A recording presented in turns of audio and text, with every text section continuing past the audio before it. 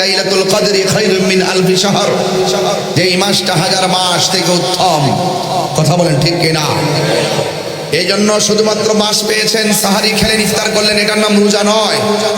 হাতের রোজা আছে, কানের রোজা আছে, জবানের রোজা আছে, চোখের রোজা আছে, পায়ের রোজা আছে, মনস্তাত্ত্বিক রোজা আছে, আত্মার রোজা আছে। সবগুলোকে পবিত্র রেখে আল্লাহর বিধান পালন করার নামই হলো সিয়াম। কথা বলেন ঠিক কিনা? আমার ভাইয়েরা, বদরের যুদ্ধের কথা বলছিলাম। এই বদরের সাহাবীদের উসিলায় যেন আল্লাহ পাক আজকের মাহফিলটাকে কবুল করে। সকলে বলেন আমিন। আরো জোরে বলেন আমিন। গভীর মনোযোগ। আমি যেই কথাগুলো বলবো খুব ধীরে ধীরে বলবো। শুরুতেই আমি কিছু কথা বলেছি, অনেক আনাগোনা হচ্ছে, অনেক কথা হচ্ছে। আমরা দায়িত্বশীল জায়গা থেকে যদি ওলি আল্লাহর ব্যাপারে কথা না বলি, ওলি আল্লাহর মাজারকে সুরক্ষার কথা না বলি, আর কে বলবে? সবাই তো ওলি আল্লাহর কদর বোঝে না, সবাই তো জিয়ারত বোঝে না। অনেকে আছে আমরা জিয়ারত করি, অনেকে বলে আমরা পূজা করি। এরা পূজাও বোঝে না, জিয়ারতও বোঝে না। এমন মানুষকে বোঝাইতে গেলে আমাকে কথা বলতে হবে। কথা বলেন ঠিক কিনা?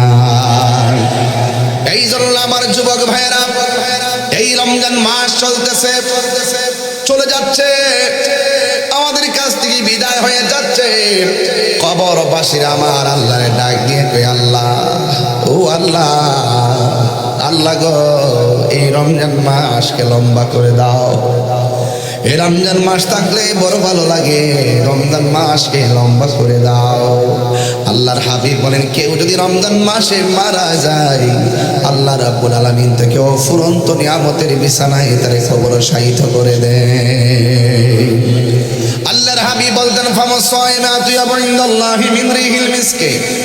আল্লাহর হাবিব বলেন, রোজাদারের মুখের দুর্গন্ধ আমার আল্লাহর কাছে মেশকে আম্বরের চাইতে আরো সুগন্ধ লাগে।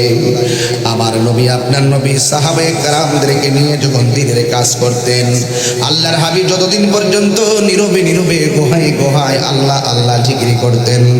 আল্লাহ আল্লাহ ক্যা মুবারক নাম হ্যায়, আল্লাহ আল্লাহ আশিকোं का काम है।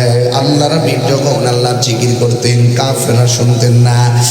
আর কাফেররা আমার নবীর চলাফেরা দেখে, নবী পাক সাল্লাল্লাহু আলাইহি সাল্লামের ভদ্রতা দেখে কাফেররা আমার নবীরে আল আমিন ঘোষণা দিয়েছেন। তাদের অর্থ সম্পদগুলো আমার নবীর কাছে তারা গচ্ছিত রাখতেন।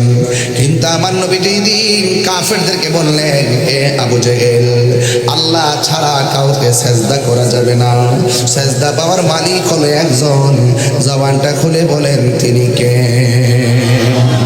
আল্লাহ হলো সেজদা পাওয়ার মালিক। তোমরা যে লাত মারা দুচ্চারতে তার মূর্তিগুলার পূজা করতেছো, এই পূজা করলে শিরিক হয়ে যাবে। ইন্নাশ শিরকা লাযুলমুন আযীম। নিশ্চয় শিরক হলো সবচাইতে বড় গুনাহ। আল্লাহ সব মাফ করে দিল, তিন প্রকারের মানুষকে আল্লাহ মাফ করবে না। এক নম্বর হলো যারা আল্লাহর সঙ্গে শরীক করে, তাদেরকে আমার আল্লাহ মাফ করবে না। দুই নম্বর যারা মানুষের হক মাইরা খায়, তাদেরকে আল্লাহ মাফ করবে না। তিন নম্বর হলো যারা মা বাবার কথা মনে কষ্ট দেয়, তাদেরকে আমার আল্লাহ মাফ করবে না। যুবক ভাইয়ের আমার, আল্লাহর সঙ্গে শরীক করা সবচাইতে বড় মহাপাপ। কথা কোন ঠিক কিনা? আল্লাহর সঙ্গে শরীক করা সবচাইতে মহাপাপ। এই জন্য আমার যুবক ভাইরা, আমার আল্লাহর সঙ্গে শরীক করা যাবে না।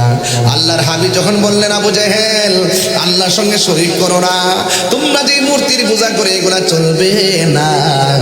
এবার আবু জেহেল আর উতবা সাহেবারা কয়, এতদিন তোমার ভালোই মনে করছিলাম, আমরা বিশ্বাস করে তোমার কাছে টাকা জমা রাখছিলাম, অর্থ জমা রাখছিলাম, আমাদের বাপ দাদার ধর্মের উপরে চুনকারি মারছো, আর আমরা তোমাকে বিশ্বাস করলাম না।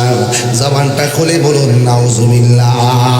আমার নবীর কে বিশ্বাস করলো, কে করলো না, এতে আমার নবীর কোনো সম্মানের আপত্তি কমতি হবে না। আমার নবীকে কে মানুক আর না মানুক, কিন্তু এতে নবীর সম্মান কমবে না।